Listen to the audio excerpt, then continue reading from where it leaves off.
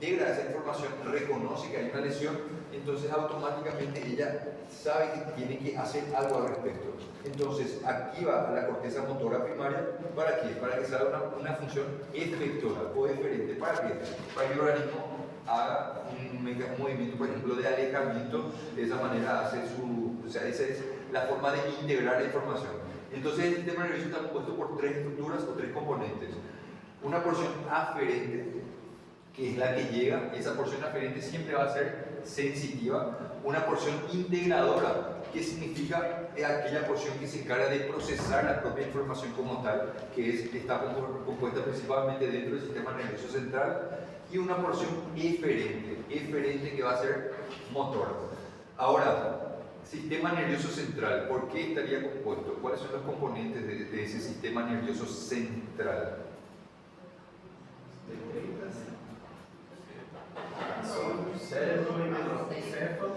Encéfalo y médula. Encéfalo y médula espina, ¿verdad? El encéfalo en sí está compuesto por cerebro, cerebelo y tronco encefálico. Y el tronco encefálico estaba compuesto por tres estructuras. ¿Cuáles son los componentes del tronco del encéfalo? Exacto. Mesencéfalo, puente y bulbo. ¿Por qué va a ser tan importante? Porque la mayoría de esos centros reguladores del cuerpo van a estar en el tronco del encéfalo. Por eso es tan importante el tronco encefálico. Cualquier tumor que crezca en esa región, cualquier infarto en esa región, cualquier compresión, alguna hernia que pueda comprimir esa región, va a comprometer la vida del paciente. ¿Por qué? Porque la mayoría de los centros vitales se encuentran ¿dónde? En el tronco del encéfalo. ¿Y cuál es la función del tronco del encéfalo? Es conectar justamente el cerebro con el cerebelo, así como también con la médula espinal. Así que ese es, si nosotros vamos a ejemplificar cuál va a ser el principal centro integrador, uno de los principales centros integradores y reguladores del cuerpo va a ser el tronco encefálico.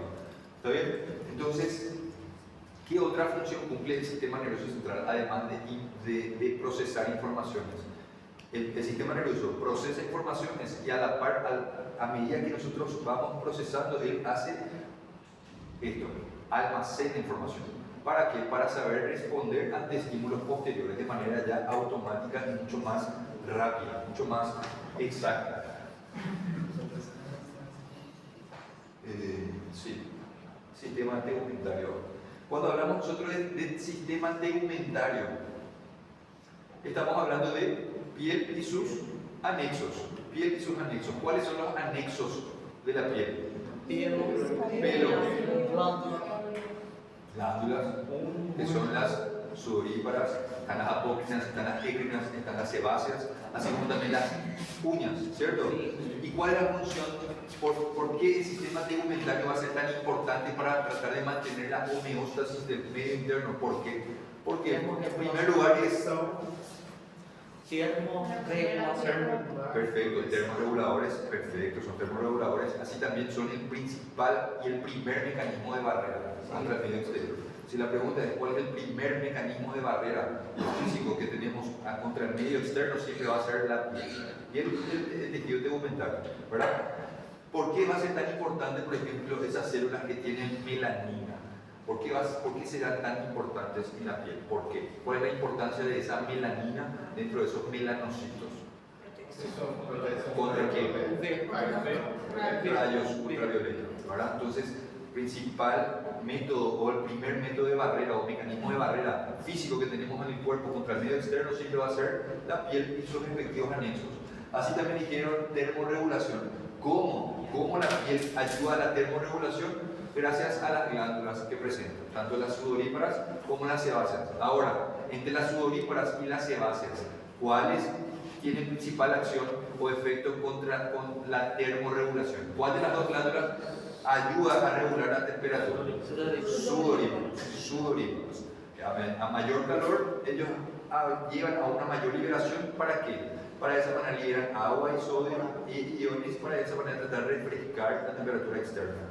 Ahora, las glándulas sebáceas cumplen una función en la termorregulación, no directamente. ¿Cuál es la principal función de las glándulas sebáceas? ¿Cuál es la diferencia entre el sebo y el sudor? Grasa.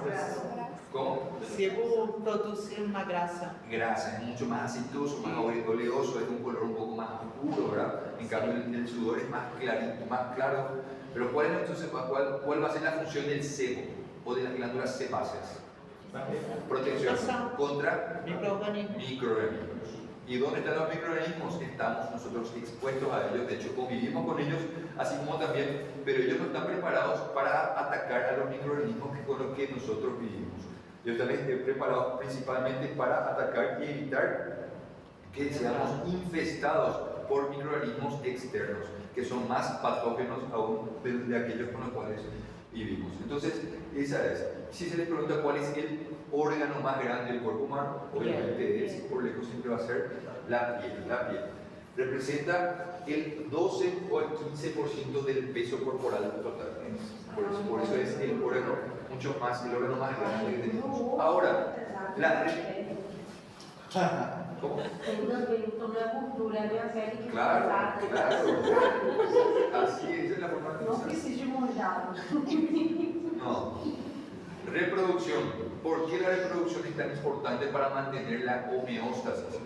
En ese caso no se refiere a la reproducción, sino es importante para mantener nuestra propia homeostasis, sino para mantener la homeostasis de nuestro ecosistema. Es decir, que nosotros gracias a esa capacidad reproductiva podemos mantener un ecosistema viable y activo para poder proseguir lo que sería nuestra propia humanidad. Entonces la reproducción a veces no se considera como un medio, como una función homeostática, pero ya mencionamos, es importante la reproducción tal cual, ¿para qué? Para mantener un medio ambiente en el cual nosotros podamos llevar a cabo nuestras respectivas vidas, actividades. Ahora vamos a hablar un poco sobre el sistema de control del organismo. ¿Cómo se regulan? Y vamos a hablar de algo frecuente. Una de las patologías crónicas más frecuentes y una de las patologías a las cuales la mayoría estaremos expuestos de alguna u otra manera es la hipertensión arterial. La hipertensión arterial prácticamente es, ustedes saben que es una patología crónica, tratable, prevenible, incurable, lastimosamente, pero es prevenible, es controlable. Y es importante comprender cómo nuestro organismo reacciona a los cambios de presión. ¿Para qué? Para evitar que nosotros padezcamos hipertensión arterial. Una vez que esos mecanismos de adaptación van a ser sobrepasados, el paciente va a ser hipertenso de por vida. Entonces, para conocer cómo funciona eso, nosotros necesitamos conocer un término llamado varoreceptores. Varoreceptores. Uno de los sistemas de control que ya mencionamos hace rato fue el control del aparato respiratorio con respecto al dióxido de carbono y oxígeno. Ya mencionamos cómo funciona, ¿verdad? Cuando hay exceso de dióxido de carbono, ¿qué hace la persona? ¿Qué les parece? Si hay exceso de dióxido de carbono, la persona respira más lento o respira más profundamente y más rápido. ¿Qué les parece? Si una persona está con mucho dióxido de carbono, la persona va a respirar lento y superficialmente o va a respirar rápido y profundamente. Rápido y profundamente. ¿Para qué? Para tratar de ir exactamente, para compensar. Eso va a ser lo mismo. Eso va a tratar de compensar, va a ser una compensación tal cual. Después, acá nos dice ejemplos. Ejemplos. Vamos a hablar entonces sobre lo que es, cómo actúa. ¿Se acuerdan? Hace rato les hablé sobre el sistema, la función de amortiguación de la hemoglobina. Hablamos de que la hemoglobina es la molécula que se encarga de captar oxígeno y transportar oxígeno. Dijimos que la hemoglobina tiene más afinidad. Pregunta, ¿la hemoglobina tiene más afinidad por el oxígeno o por el dióxido de carbono?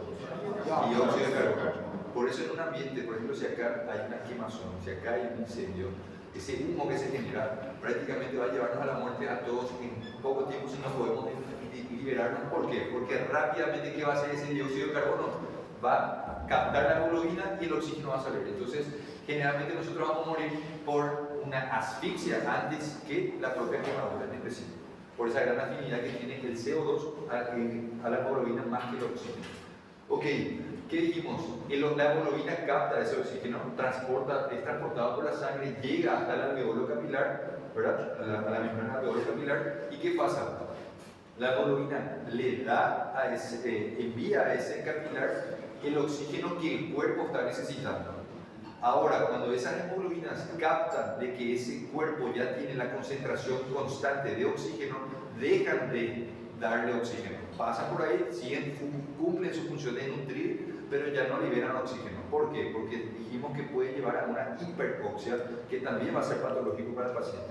Entonces, a esa capacidad de la hemoglobina de captar en qué momento dar oxígeno y en qué momento dejar de dar, se conoce como función amortiguadora de oxígeno de la hemoglobina. ¿Está bien? Porque dijimos que todo en exceso, así como todo en déficit, va a traer alguna consecuencia posterior. Ahora vamos a ver también nosotros sobre, como les mencioné, sobre la presión arterial. Un ejemplo de control sobre la presión arterial. Para eso nosotros necesitamos saber, como les mencioné, sobre algo llamado varoreceptores. ¿Qué son los varoreceptores? Son receptores de la presión, son receptores de presión. Hay varoreceptores en varios componentes del cuerpo, pero cuando estamos hablando del sistema cardiovascular tenemos dos ubicaciones principales. Una de ellas es exactamente en el punto donde la carótida se bifurca, en interna y externa, y otro es justo en el callado aórtico. Entonces son dos puntos donde estamos llenos de varoreceptores, que son, como les digo, son receptores que se encuentran en esas superficies y están atentos a cambios en su tensión. Cuando la presión arterial es elevada, ¿qué pasa? ¿Qué les parece? ¿El corazón bombea a gran fuerza o a menor fuerza? Cuando hay hipertensión, mayor. Entonces la fuerza es tanta, ¿verdad? La contracción del ventrículo es tanto, ¿verdad? Que al bombear la sangre, los vasos sanguíneos van a estar de esta manera. Y al recibir la sangre, ellos se van a estirar. ¿Por qué? Porque son elásticos. Se estiran. Y al estirarse, se van a activar los varoreceptores. Ellos ¿en qué momento esos varoreceptores se activan? Con el estiramiento. Al estirarse se activan. Y cuando se activan esos varoreceptores, ¿qué hacen? Ellos deben estimular a otro centro regulador más grande. ¿Para qué? Para controlar esto. ¿A quién van a estimular? Les mencioné hace un rato. ¿Cuál es el sistema donde se encuentran prácticamente todos los puntos vitales, ¿sí? Todos los centros de la vida, los centros reguladores de la vida? ¿Dónde se encuentran? ¿Dónde? Tronco encefálico. Entonces, esos varoreceptores que se encontraban en el callado de la aorta, así como en la zona de la bifurcación de la carótida, al ser estirados, ellos estimulan directamente ¿a dónde? Al bulbo. ¿De quién? Al bulbo del tronco del encéfalo. Y el tronco del encéfalo tiene un centro llamado centro vasomotor.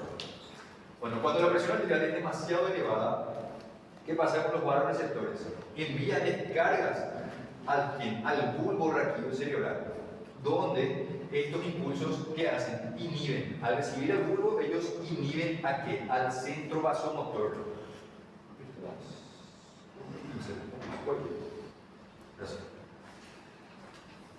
Inhiben al centro vasomotor. ¿Dónde se encuentran los varoreceptores? Zonas donde se bifurcan las carótidas, así también como en el callado. Y se encuentran, dijimos, se llaman varoreceptores. ¿Cómo se estimulan? Con el estiramiento de la pared arterial. ¿Está bien? Ahora, una vez estimulados, ellos envían nuevamente estímulos superiores aquí al bulbo o al bulbo del tronco encefálico. ¿Para qué? Para inhibir al centro vasomotor. ¿Qué hace el centro vasomotor? El centro vasomotor lo que causa trata de mantener una vasoconstricción. Eso hace el centro vasomotor. Hace que las arterias se mantengan constantemente con las paredes más reducidas. ¿Está bien? Pero en este caso, como hay una hipertensión, les parece que va a ser conveniente tener las paredes más reducidas. En ese caso hay que imaginar una manguera. Si nosotros tapamos el orificio exterior de la manguera, ¿cómo va a salir la presión del agua? A mayor presión. Entonces tenemos que hacer algo totalmente contrario. Entonces, al ser estimulados esos varoreceptores, estimulan al bulbo, el bulbo inhibe al sistema vasomotor. Dijimos que ¿qué hacía el sistema vasomotor? ¿Vasoconstricción o vasodilatación? Vasoconstricción. Y al inhibir al sistema vasomotor, ¿qué va a pasar con esa arteria? Va a dilatarse. Va a haber una vasodilatación. Y si hay una vasodilatación, ¿qué va a pasar con la presión arterial? Es como que le quitamos dedo a la manguera, va a disminuir. Eso está tratando de compensar. Ahí está tratando de compensar, equilibra. La presión vino tan alta, ¿por qué? Porque quizás el corazón como bomba está funcionando de más, pero entonces él trata de compensar con una vasodilatación periférica. Con eso la presión se mantiene estable. Esto hasta cierto punto. Una vez sobrecargada o sobrepasada esa capacidad, independiente, ahí ya prácticamente el paciente va a quedar con una hipertensión arterial crónica. Ok, al inhibir el centro vasomotor, disminuye el número de impulsos transmitidos. ¿Qué hace el centro vasomotor? ¿Cómo ese centro vasomotor, cómo ese centro causa vasoconstricción en las arterias? Porque ustedes se acuerdan que el sistema nervioso se divide en sistema nervioso central, periférico y autónomo. Y el sistema nervioso autónomo era un sistema nervioso, ¿les parece? Era automático, era voluntario o involuntario.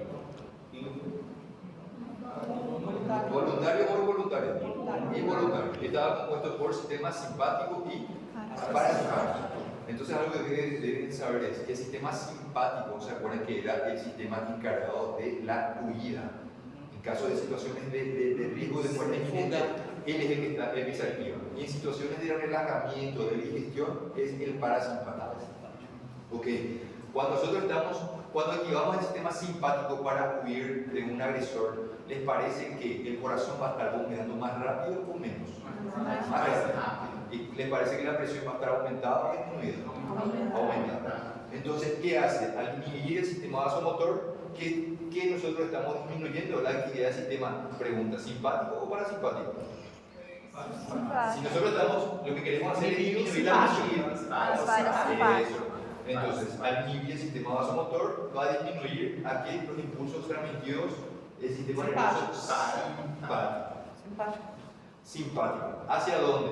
Tanto al corazón como a los vasos. ¿Qué va a hacer en el corazón y qué va a hacer en los vasos sanguíneos?